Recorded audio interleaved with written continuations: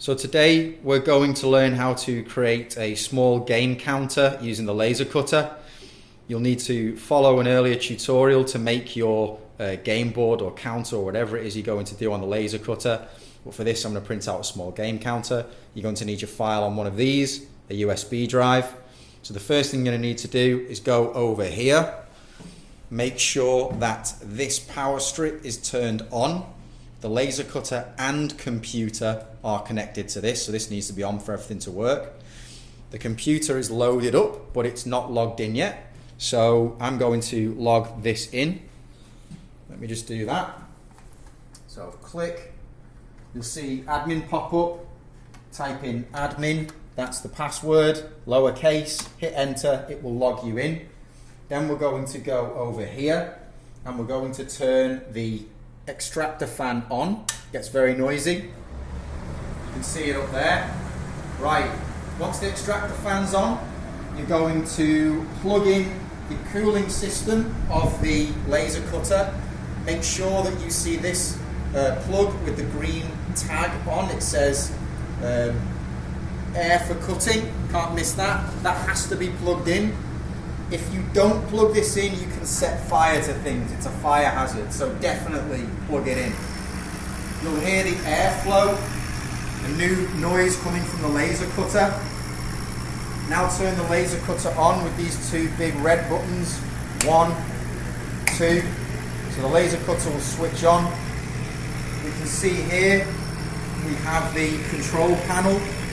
This controls the power of the laser. So we can turn this up and down 10%, by 1% or by 0.1%. This number should never be above 70. If you have it above 70, you can burn the laser out on the laser cutter. If you do that, I'll be very upset. So please don't turn this above 70.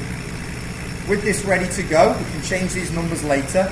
We're going to take the USB drive and we're going to plug it into the computer, and then we're going to go to the actual computer, and I'm going to open up, if it's not already open, go to any of these folders. So I can just open up this folder until I get this sidebar, find the USB drive, click that, and you can see all of the different files I have for printing. You can see that I have one called Face SVG, Face SVG Copy, and Face DXF. Right, next step. Now we know that the files are there. Go to K40 Whisperer, which is in the top right-hand corner of the screen. Double-click that, and this window will appear. This is the application, K40 Whisperer. Now we're going to click on Open Design File, this big button here. Go to this PC and find the USB drive from the list. There it is. Double click that to go into it. You can see those 3 files we just looked at earlier. Now I'm going to open one of these. If one doesn't work, if the colors don't show up, if the SVG doesn't work, try your DXF copy.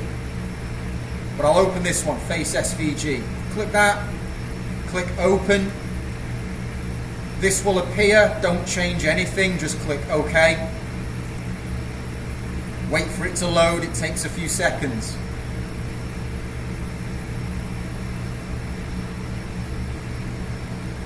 Now you can see the small counter that I made is here in the top left-hand corner. This large grey rectangle is the cutting plate of the laser cutter. Now I'm going to take the wood that I'm going to cut on. I'm going to take this piece of wood and place it down on the laser cutter. Doesn't matter where you place it on the large print plate, but try and put it in the left hand side. Now if we go back to K40 Whisperer, click on the Initialize Laser Cutter button. You'll hear a little noise from the laser cutter as the laser adjusts its position. Now I'm going to use these large black arrows to position where I want the laser cutter to cut on my wood. So if we look at the laser cutter, I'm clicking the right large black arrow button to move it. 1, 2, 3, 4 clicks. I can move it down by clicking the down arrow and position the laser further down the wood.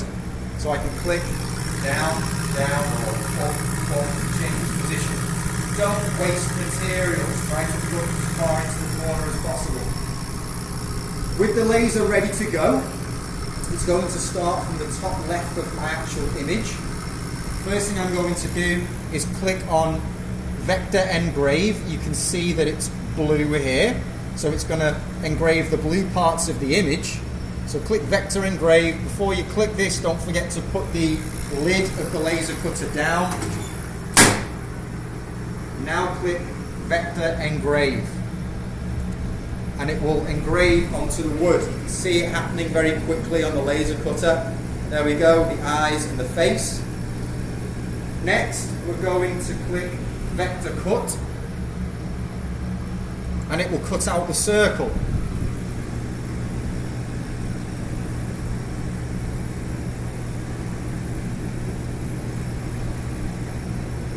Now if I just show you this wood for a moment,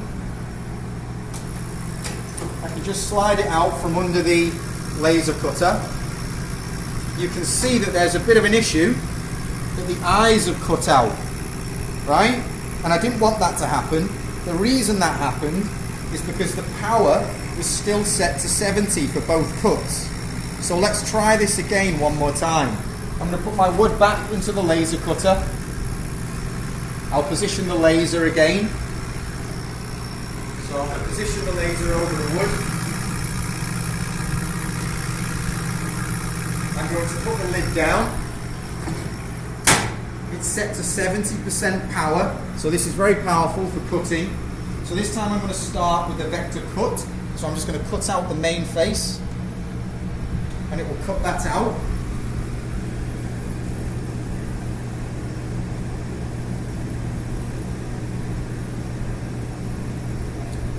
Now I'm going to go to the power settings, and I'm going to turn the power down to maybe 25%.